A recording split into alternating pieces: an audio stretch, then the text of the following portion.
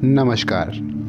ब्रह्मचर्य जिनकी पहचान ऐसे महावीर हनुमान का आज हम गुणगान करते हैं। जब भगवान अवतार धारण करते हैं तब वे अकेले ही प्रकट नहीं होते हैं, उनके साथ अनेक देवतागण भी अपने अंश रूप में अवतरित होते हैं।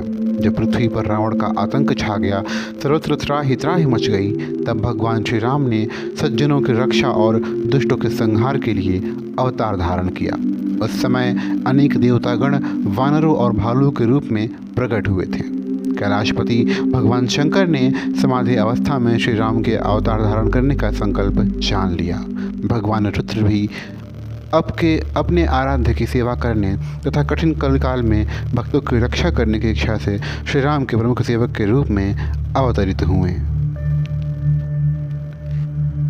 जय शरीर रति राम सोई आदर ही सुजान, रुद्र देह तजि नेह बस बानर भे हनुमान।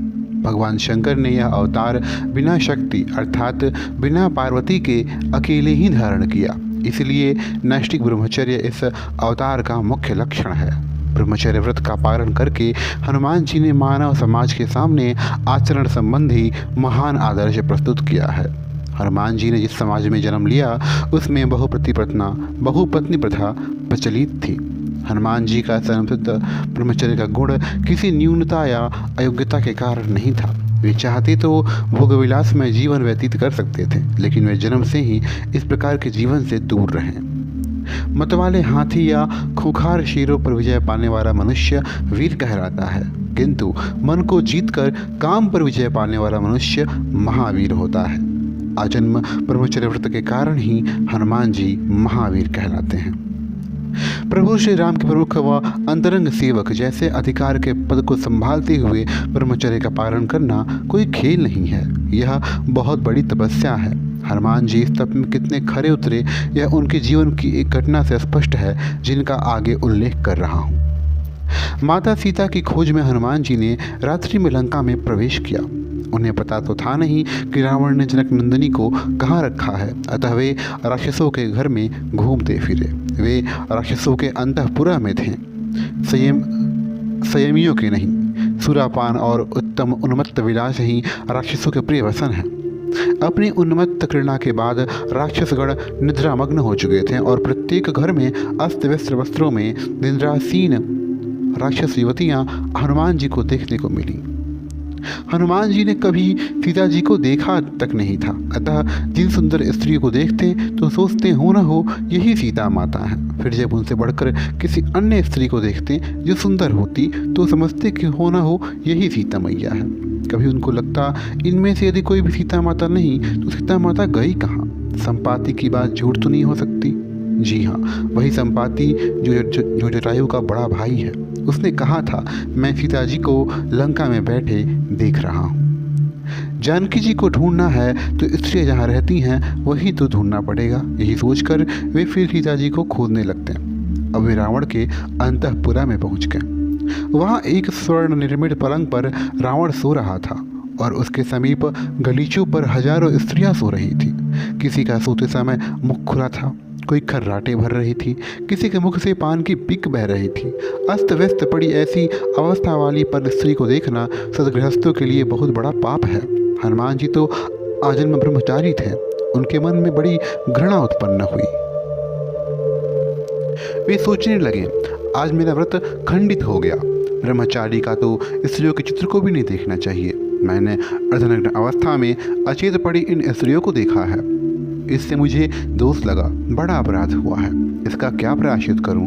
मन में बड़ा पश्चाताप, ग्लानि और अत्यंत दुख हो रहा है बाबा हनुमान जी के। जिसने कोई व्रत कोई नियम लंबे समय तक पालन किया हो, उससे अनजाने में वह नियम टूट जाए तो व्रतभंग की वेदना क्या होती है, इसका अनुमान लगाना आम मनुष्य के लिए संभव नहीं है। मैं मरणांतक प्रायश्चित करूंगा। हनुमान जी ने मन में संकल्प किया था, कोई अनर्थ हो वे कुछ कर बैठे इससे पहले ही जैसे हृदय में आराध्य के हस्तकमल का प्रकाश हुआ। रघुवंश शिरोमणि श्री राम अपने भक्तों आश्रितों का सदा सहायता करते हैं। हनुमान जी की अंतरात्मा की आवाज़ आई, माता सीता स्त्रियों में ही मिलेंगी। इसी भावना से मैंने रावण के अंतःपुरा में प्रवेश किया था। मैं तो माता जानकी को ढूंढ रहा हूँ। किसी नारी के सौंदर्य पर तो मेरी दृष्टि ही नहीं गई और न ही मेरे मन में कोई विकार आया। ये जो स्त्रियों के अर्धनग्न देह मुझे देखने पड़े, ये तो मेरी दृष्टि में शव के समान ही थे। फिर मेरा ब्रह्मचर्य खंडित किस प्रकार हो गया? मेरा अखंड ब्रह्मचर्य का व्रत कैसे भंग हो सकता है? व्रत का मूल मन है, देह नहीं है। अपना अंतःकरण ही पुरुष का साक्षी होता है। पाप और पुण्य में भावना ही प्रधान होती है। जब मेरी भावना ही दूषित नहीं हुई तब प्रायश्चित किस बात का करूं? मैं जिस काम के लिए यहाँ आया था वह तो पूरा ही नहीं हुआ। मुझे सब काम छोड़कर सीता मैया को खोजना चाहिए। यह सोचकर ब्रह्मचर्य का मूर्तिमान स्वरूप हनुमान जी दूसरी जगह सीता को खोजने लगे। जहाँ काम तह राम नहीं, जहाँ राम नहीं काम। अर्थात जिसके मन में काम भावना होती है वह श्री राम की उपासना नहीं कर सकता, और जो श्री राम को भजता है वहाँ काम ठहर नहीं सकता। हनुमान जी के तो रोम रोम में राम बसे हैं और वे सारे संसार को सिया राममय देखते हैं। इसीलिए हनुमान जी को अजन्म ब्रह्मचर्य का पालन करना असंभव नहीं था। हनुमान जी के अखंड ब्रह्मचर्य व्रत में कोई त्रुटि कभी नहीं आई। उनके मन में जो पश्चाताप जगा था वह ब्रह्मचर्य व्रत के प्रति उनकी प्रबल निष्ठा और जागरूकता का सूचक है। इसलिए वे जितेंद्रिय कहलाते हैं और प्रभु श्री राम के अंतरंग पार्षद होकर उनकी अष्टयाम सेवा का सौभाग्य भी सदैव उन्हें प्राप्त होता रहता है। माता सीता के अजर अमर रहने के आशीर्वाद से ही सप्त चिरंजीवियों में उनका नाम अमर है। संसार में ब्रह्मचर्य एक ऐसी तपस्या है जिसको सिद्ध करके मनुष्य में अनेक दिव्य और दुर्लभ गुण आ जाते हैं और जिसके बल पर मनुष्य महान से महान कार्य कर सकता है। सच्चे ब्रह्मचारी के लिए कोई भी बात असंभव नहीं होती है। हनुमान जी ब्रह्मचारियों में अग्रगण्य हैं। हनुमान जी का आजन्म नैष्ठिक ब्रह्मचर्य पालन का जो आदर्श है वह अद्वितीय है, इसीलिए वे सकल गुण निधान हैं। अंजनी गर्भ संभूतो वायुपुत्रो महाबलः कुमार ब्रह्मचारी च हनुमंताय नमो नमः। आज देश के नवयुवकों में जो चारित्रिक पतन देखने को मिल रहा है उसका उत्तर स्वामी विवेकानंद के शब्दों में यदि कहा जाए तो इस प्रकार से है।